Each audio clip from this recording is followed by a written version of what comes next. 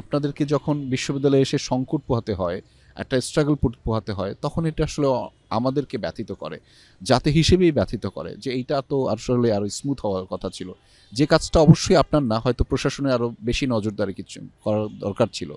কিন্তু আপনারা কি সেই প্রশাসনকে জানাতে পারবেন আপনাদের সমন্বিত কার্যক্রমে? আচ্ছা, এখানে তাহলে আমি আপনার কথাটি একটু অন্যভাবে আমি জি, বলি। অবশ্যই। সেটা হচ্ছে একটা, আমরা এই ঢাকা বিশ্ববিদ্যালয়কে, বা আমি যে দৃষ্টিভঙ্গিতে দেখি, বা আমরা বলতে কমিউনিটি আকারে বুঝাচ্ছি। আমি 20 সাল থেকে এখানেই এই আমাদের একটা আরেকটা লাইন ছিল যে কিভাবে একটা জ্ঞান ভিত্তিক সমাজ আমরা প্রতিষ্ঠা করবো এখানে, জি, এবং জ্ঞান ভিত্তিক সমাজের মধ্যে দিয়ে এই এই এই অঞ্চলের মানুষের যত সমস্যা আছে সেটা আমি সমাধান করব। তো সেই জ্ঞান ভিত্তিক সমাজ তৈরি করতে হলে আসলে আমার লাগবে জ্ঞান উৎপাদন। এবং জ্ঞান উৎপাদনটা হইতে হবে যে বা এই অঞ্চলের জন্য জ্ঞান। সে ধরেন যে আমি যদি বলি যে আপনি ওয়েলফেয়ার স্টেট করবেন, আর আপনি ওয়েলফেয়ার মডেল এখানে ব্যবহার করলে হবে না।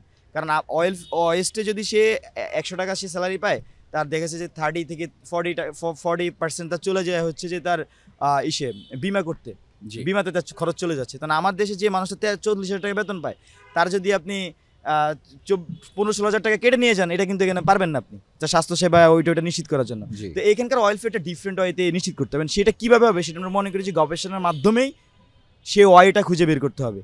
তো সেজন্য আমি যদি জ্ঞানভিত্তিক সমাজের মাধ্যমে আমি এই অঞ্চলের মানুষের সমস্যার সমাধান করতে চাই, আমার লাগবে হচ্ছে জ্ঞান উৎপাদন, এবং জ্ঞান উৎপাদনের জন্য আমার দরকার হচ্ছে বিশ্ববিদ্যালয়। এখন বিশ্ববিদ্যালয়গুলোকে হতে হবে যে জ্ঞান উৎপাদনের কারখানা।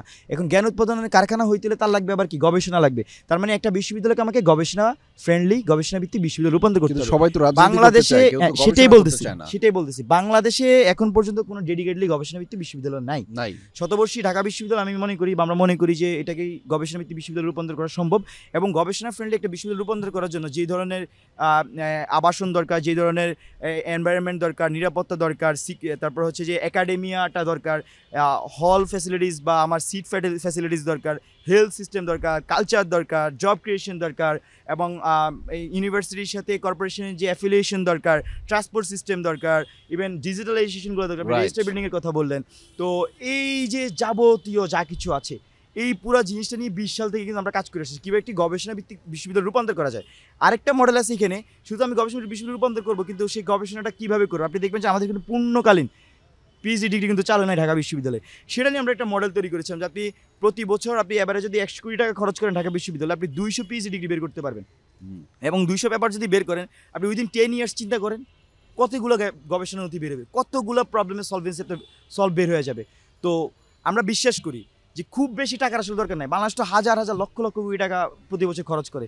এই বিশ্ববিদ্যালয়গুলোকে যদি অন্তত 4-5টা বিশ্ববিদ্যালয় টার্গেট করে যদি সেগুলোকে গবেষণা ভিত্তিক বিশ্ববিদ্যালয় রূপান্তর করে এবং সেখানে ইনভেস্টমেন্ট করে গবেষণায়, এবং প্রতিটা বিশ্ববিদ্যালয় আপনি দেখেন যে আমাদের শিক্ষার্থীরা এসে তাদের একটা আর্থিক ক্রাইসিসের মধ্যে থাকে ক্যাম্পাসে ফার্স্ট ইয়ারে এসে, সে অনেক স্বপ্ন দিকে আসে ঢাকা বিশ্ববিদ্যালয়। আমি যাদেরকে দেখেছি, আমার বন্ধু, আমি নিজেও এসে দেখি যে অনেক কিছু আসলে ওয়ার্ক করবে না এখানে। তার অন্যতম কারণ হচ্ছে যে তার আর্থিক সলভেন্সিটা নাই। এখানে যদি আপনি দেখেন আমাদের 2,500 শিক্ষক আছেন, তাদের সাথে যদি প্রতি একজনের সাথে 2 জন করে টিএ নিয়োগ দেওয়া হয়, তার মানে 5,000 কিন্তু টিএ হয়ে যায়। টিচার আন্তর্জাতিকভাবে জি, আন্তর্জাতিক সব বেশি ভালো ইউনিভার্সিটিগুলোতে আছে। আপনি যদি একজন করে আরে নিয়োগ দেন, প্রায় 2,500 হয়ে যায়। সেক্ষেত্রে আমি 5,500 মানুষকে ইনস্ট্যান্ট তার জন্য আমি জব ক্রিয়েট করতে পারি। অ্যাট দ্য সেম টাইম আপনি যখন তাকে প্রণোদনা দিবেন, নিয়োগ দিবেন, মানে কি তার মাসিক একটা বেতন দিবেন, সে কিন্তু তার আর্থিক সলভেন্সি পাবে। অ্যাট দ্য সেম টাইম সে কিন্তু গবেষণামুখী হবে, গবেষণার জন্য সে উদ্দীপনা পাবে, সে একটা টিউশন কম করে পড়াশোনাটা বেশি করবে। তো আমরা এরকম ডিটেল মডেল করেছি, আপনি শুনতে চাইলে আপনার সাথে সময় থাকে আমি বলতে পারবো। কিন্তু আমি যারা শুনছেন অডিয়েন্স তাদেরকে বলবো যে আমাদের যে ইশতেহার যদি বলেন একটা গবেষণা ফ্রেন্ডলি বিশ্ববিদ্যালয় রূপান্তরের জন্য যে ধরনের ইশতেহার দরকার সেটি আমরা করেছি। সেখানে আমি আরেকটা সলভেন্সির কথা বলছি, পলিটিক্যাল প্রবলেম। আপনি দেখবেন যে 90-এর পরে ঢাকা বিশ্ববিদ্যালয়ে যে ডাকসু সেটা বন্ধ করে দেওয়া হয়, এবং দীর্ঘ 28 বছর পরে 19 সালে যে ডাকসুটা সেটাও নানা প্রশ্ন সম্মুখীন। তো এখানে পুরো সিদ্ধান্ত হচ্ছে রাজনৈতিক, যারাই ক্ষমতা এসেছে তারা ডাকসু বন্ধ করে দিয়েছে, কারণ ডাকসু এই গভর্নমেন্টকে তখন চ্যালেঞ্জ করার সুযোগ থাকে। তো ফলত এখানে এই জিনিসটা ওয়ার্ক করে নাই। এখন আমি মনে করি যে ঢাকা বিশ্ববিদ্যালয়কে গবেষণাভিত্তিক বিশ্ববিদ্যালয়ে রূপান্তর করতে পারবে কি পারবে না, এই সিদ্ধান্তটা রাজনৈতিক। এবং রাজনৈতিকভাবে যদি অসহযোগিতা করা হয়, ডাকসু যদি বন্ধ করে দেওয়া হয়, তাইলে কিন্তু এই জিনিসটাকে সম্ভব। প্রশাসনিক রাজনৈতিক সিদ্ধান্ত এটা। রাজনৈতিক সিদ্ধান্ত। আমি মনে করি রাজনৈতিক সিদ্ধান্ত, ফলে কারণ এখানে বিসি একটা- গুলা নিয়োগ পায় রাজনৈতিকভাবে, আপনি জি, জি, দেখবেন জি, জি। সবকিছু রাজনৈতিকভাবে এখানে হয়। ইভেন একটা ডিপার্টমেন্টের চেয়ারম্যান পর্যন্ত রাজনৈতিকভাবে নিয়োগ পায় এখানে। তো এই ক্যাম্পাস চেঞ্জ হবে কি হবে না এটা একটা রাজনৈতিক সিদ্ধান্ত। তবে আমরা মনে করি 24 পর এখন একটি আমাদের সময় এসেছে এই সব কিছুকে ছুঁড়ে ফেলে দিয়ে, আওয়ামী লীগকে যেভাবে ছুঁড়ে ফেলে দেওয়া হয়েছে, এসব আগের সংস্কৃতিকে সব ছুঁড়ে ফেলে দিয়ে এই ক্যাম্পাসকে ঢেলে সাজানোর, এই ক্যাম্পাসকে একটি গবেষণাভিত্তিক বিশ্ববিদ্যালয়ে রূপান্তর করার। আর আমি যে পয়েন্টটি বলছিলাম যে রাজনৈতিকভাবে আমরা দেখেছি বা আমাদের যে বোঝাপড়া, রাজনৈতিক যে পাওয়ার স্ট্রাকচার ঢাকা বিশ্ববিদ্যালয়, এটা শুরুটা হয় হল দিয়ে। হুম। এবং এই হলগুলোকে ছাত্রলীগরা আমরা দেখেছি ক্যান্টনমেন্ট বানাতে। তারও আগে আমরা দেখেছি যে এখানে হলে কীভাবে সিটের মাধ্যমে রাজনীতিটা করা হয়েছিল। হুম। তো হলে যখন পলিটিক্স থাকে, ডিপার্টমেন্টে যখন পলিটিক্স থাকে, তখন শিক্ষার্থীদেরকে এটার মাধ্যমে এমনভাবে রেগুলেট করা হয়, সে তার ব্যক্তি স্বাধীনতা হারায়, সে তার বাক স্বাধীনতা হারায়, সে তার যেই রাজনৈতিক যে সঠিক তার ধারণা সেটা সে তার কাছে বিক্রি করতে বাধ্য হয়েছে আওয়ামী লীগ সময় আমরা দেখেছি। তো আমরা মনে করি যে হল এবং একাডেমিক এলাকায় ছাত্র রাজনীতির না হওয়া উচিত, এবং আমরা তার বিরুদ্ধে, হল এবং একাডেমিক এলাকায় ছাত্র রাজনীতির বিরুদ্ধে। আপনি শিক্ষার্থীদেরকে নেবেন না, জি, জি। আপনি শিক্ষার্থীদেরকে আপনার রাজনৈতিক কার্যক্রমে অংশগ্রহণ করতে বাধ্য করবেন না, নেবেন না জোর করে, তাদেরকে পড়াশোনার টেবিল থেকে সরাসরি উঠায় নিয়ে বাধ্য করবেন। সহমত ভাই না হলে আপনি তাকে তিরস্কার করবেন?